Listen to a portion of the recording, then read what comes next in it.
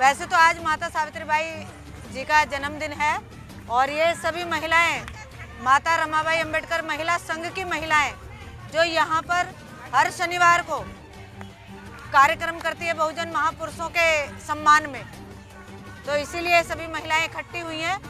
और आज हमारी माता सावित्रीबाई फुले जो जिस समय भारत में महिलाओं को घर से निकलने का तक भी अधिकार नहीं था, उस समय में माता सावित्रीबाई फुले ने इन महिलाओं को पढ़ाने का काम किया, इन्हें बताने का काम किया कि ये महिलाएं भी बहुत कुछ कर सकती हैं।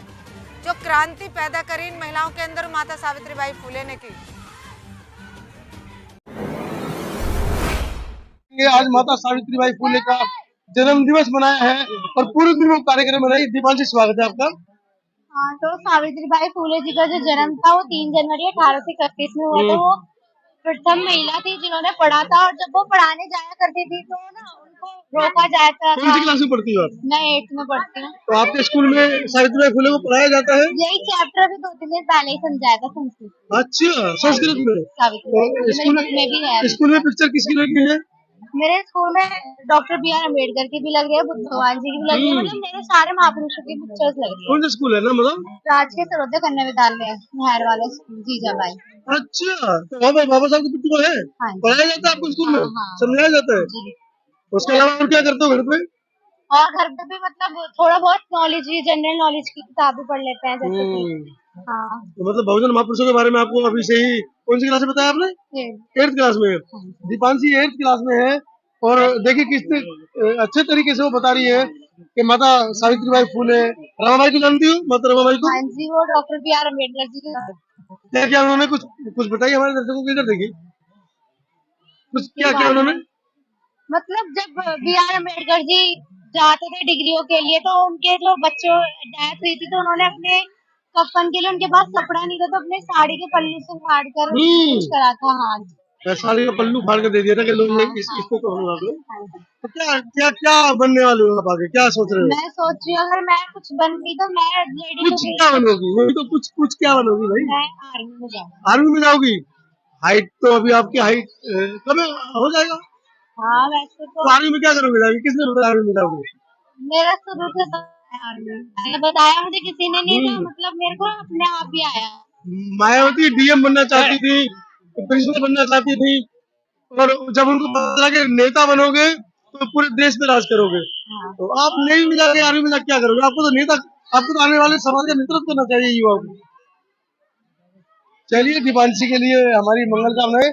अभी वो सीख रही है और मुझे लगता है कि जब वो 8वीं क्लास से 10वीं में 12वीं में ग्रेजुएशन में आएगी तो कहीं ना कहीं ऐसा होगा कि उसको लगेगा कि मैं जो नेवी के बारे में सोच रही थी, कहीं ना कहीं उसको परिवर्तन लगेगा। क्योंकि ऐसे बच्चे जब समाज को दिशा देने का काम करते हैं, नेतृत्व करने का काम करते हैं, तो कहीं ना कहीं महत्वाकांक्षाएं बहुत बढ़ जाती है। बधाई दीपांशी। मेरा नाम सुशांत है, मैं क्लास 6 में पढ़ता हूँ। मैं सावित्रीबाई फुले पे कुछ 2-3 लाइनें बोलना अरे 2-3 की पूरी कविता सुनाओ, सुनो इधर देख के सुनाओ। सावित्रीबाई की शादी 9 साल की हुई थी और सावित्रीबाई ने पहली बार पढ़ा था, मतलब पहली औरत पढ़ी थी। और फिर उनकी माता जी का नाम लक्ष्मीबाई था और उनके पापा जी का, पिता का नाम खांडू जी था। एक सफल पुरुष के पीछे एक महिला का हाथ होता है, ये अक्सर हमने सुना है। लेकिन यहाँ पर इस पूरी टीम, कोंडली की पूरी टीम की जो मुखिया है मीना जी, उनको आगे लाने में एक पुरुष का हाथ है। ये हम आपको खबर बता रहे हैं अंदर की कि मीना जी के पीछे उनके पति दिन रात लगे रहते हैं, जहाँ कहीं जाती है वो साथ में होते हैं। आपको क्या लगता है कि मीना जी से आप समाज सेवा करवाएंगे? घर के काम कौन करेगा? रोटी बर्तन चौका कौन करेगा? जो महिलाओं का काम है भाई। देखो, जहाँ तक महिलाओं की बात है, अगर महिलाओं को आप समाज में उतारेंगे, समाज सुधार कराएंगे, तो हमारी ड्यूटी है कि हमको भी कुछ चौका चोरी करना पड़ेगा, हमको भी रोटी बना करके खिलानी पड़ेगी। अगर हमारी मिसेज पूरे दिन समाज सुधार का काम करती है, तो पूरे दिन थक जाती हैं, तो हमारी मॉरल ड्यूटी बनती है कि हमको भी कुछ खाना बनाने में सहयोग देना चाहिए। तो महिलाओं को तो कहा था घर के काम के लिए पैदा हुई है, ये उन्हें चौका बर्तन करना है, झाड़ू पोछा करना है उन्हें, ये किसने कहा है? ये तो मनीवादी सदियों से करती आ रही है। मनीवादी लोग करवाते आ रहे हैं। लेकिन जब से बाबा साहब का जन्म हुआ है, उन्होंने हमारे अधिकारों के बारे में हमको बताया है, संविधान में लिखा है, देश में संविधान लागू हुआ है, हमारे क्या अधिकार हैं वो हमारे सामने आए हैं, तो अब तो हम जागरूक हो गए। तो पुरुषों का जो अहंकार है उसको छेड़ने की कोशिश कर रहे हैं आप? नहीं, पुरुष का अहंकार नहीं, हाँ, जो पुरुष का अहंकार है उसको तो छेड़ना जरूरी है। जब युद्ध छिड़वाएंगे परिवारों में आप? बिल्कुल नहीं, जब तो महिला आगे निकलेगी जी, तभी महिला आगे निकालने के चक्कर में पुरुषों को पीछे कर देंगे आप? नहीं, ये गलत फहमी है। बाबा साहब ने कहा कि पुरुष और महिला दोनों बराबर हैं। अगर कंधे से कंधा मिला करके दोनों चलेंगे तो दोनों के समाज में वैल्यू बराबर होगी। तो इतने सालों से मीना जी समाज में काम कर रही है, कभी घर में कलेशबाजी नहीं होती? नहीं, बिल्कुल नहीं होती, क्योंकि जब हम सपोर्ट कर रहे हैं तो कलह कौन करेगा? तो तीसरा थोड़ी करेगा। हम जब खुद सपोर्ट कर रहे हैं। आरोप लगते हैं महिलाओं पे जो घर से बाहर निकलती हैं, आरोप ये दिशा विहीन हो जाती है, हीन हो जाती है, ऐसे आरोप लगते हैं। आरोप तो रमाबाई अम्बेडकर जी पे भी लगे, ज्योतिबा फूले, सावित्रीबाई फूले जी पे भी बहुत लगे। लेकिन जो आदमी समाज सुधार का काम करना है, जिसको समाज की कुरीतियां खत्म करनी है, वो इन चीजों की परवाह नहीं। तो जो महिलाएं घरों में है, खासकर स्वर्ण समाज की महिलाएं जो अपने अधिकारों के प्रति सचेत नहीं है, उन्हें राजनीति में तो जाना है, संसद के अंदर तो घुसना है, लेकिन सामाजिक परिवर्तन नहीं करना है। ऐसी महिलाओं को आप क्या कहना चाहेंगे?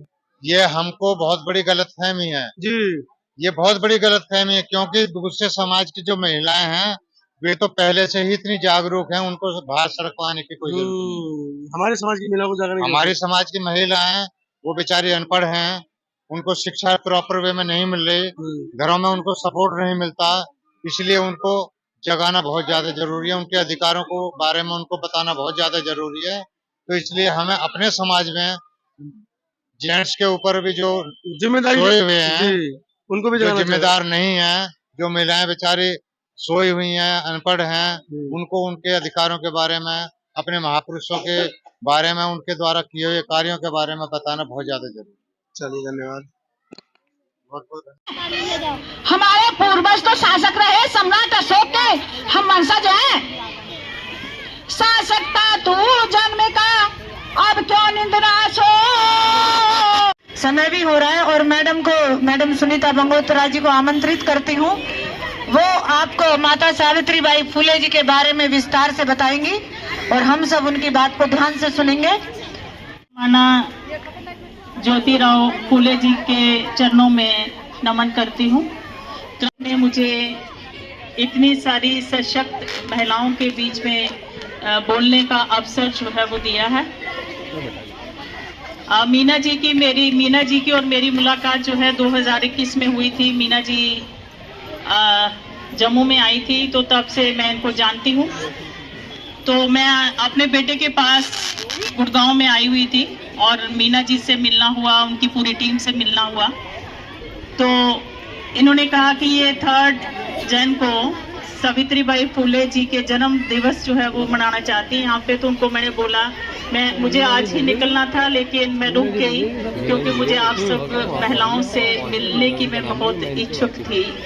तो यहाँ जितनी भी सम्मानित महिलाएं बैठी हुई हैं, हमारी मैडम सुषमा बौद्ध जी हैं, मनीषा जी हैं, ये हमारी मैडम जग रोशनी CMO, भीम प्रकाश जिज्ञासु जी, जिनका मैं अपना परिचय देना चाहूँगी बात अपनी रखने से पहले कि मैं सुनीता बंगोत्रा हूँ। मैं जम्मू से हूँ, जम्मू कश्मीर से नहीं हूँ। कश्मीर एक अलग प्रोविंस है, लद्दाख एक अलग प्रोविंस है, लेकिन अब वो यूटी बन गया है। जम्मू कश्मीर एक यूटी है और लद्दाख अलग से यूटी है। तो मैं जम्मू की रहने वाली हूँ और 3 जनवरी 2016 में मैंने सावित्रीबाई फूले मॉडर्न स्कूल जो है वो जम्मू में खोला। ये मैं इसलिए बताना चाहूँगी कि बाबा साहब ने कहा शिक्षा है, शिक्षा शेरनी का वो दूध है, जो पिएगा वो दहाड़ेगा। तो आज जो मैं आपके सामने हूँ, ये शिक्षा का ही कमाल है। आपके सामने मैडम इतनी दहाड़ रही थी, हमारे भाई साहब बोल रहे थे, ये शिक्षा का कमाल है। तो शिक्षा के लिए जो ये सामने जो दंपति हैं, दोनों फूले दंपति, इन्होंने जो हमारे लिए संघर्ष किए, जो इन्होंने यात्राएं सही, वो किसी से छिपी हुई नहीं है। तो आप इनके मायने जो है वो समझ सकते हैं कि शिक्षा से ही हम अपना जो समाज है उसको हम आगे ले जा सकते हैं। तो इसलिए मैं आपको ये बताना चाहूँगी कि माता सावित्री बाई जो हैं पढ़ाई के लिए बहुत ललक है, इसलिए उन्होंने एक दिन पूछा उनसे कि क्या आप पढ़ना चाहती हो, तो उनके अंदर पहले ही से उस लड़कों का जो कोई स्कूल रहा होगा, वहाँ अंग्रेजों का ज़माना था, अंग्रेजी राज था उस समय, तो वहाँ वो किसी स्कूल में चली गई थी और उनको अपने बचपन में बहुत बड़ी सजा जो थी उनको दी गई थी। उनकी दादी ने उनको अपनी कोठरी में बंद कर दिया जा रहा है कि अगर पुरुषों को पढ़ने का थोड़ा बहुत अधिकार है, जो मनुवादी हैं वो पढ़ते हैं, तो हमें पढ़ने का अवसर क्यों नहीं दिया जाता। तो ये जिज्ञासा उनके अंदर थी। तो जब इनके साथ शादी होती है तो ज्योतिराव फूले जी ने इनको पढ़ाना शुरू किया। पढ़ने के बाद 1 जनवरी 1848 भिंडेवाड़ा पुणे में उन्होंने पहला स्कूल खोला, लेकिन ये स्कूल खोलना इतना आसान नहीं था।